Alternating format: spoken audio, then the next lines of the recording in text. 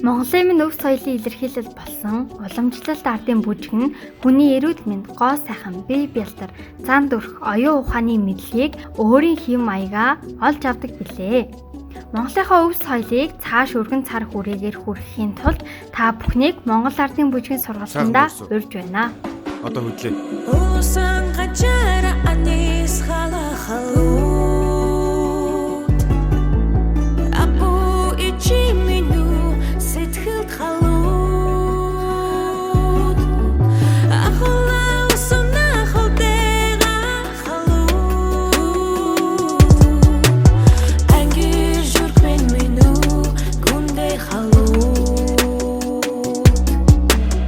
Чамаг маш удаан хүлээсэн Гэвч чамаг гисэн сэтгэл минь нүл бүлээсэн Халуун хивээрээ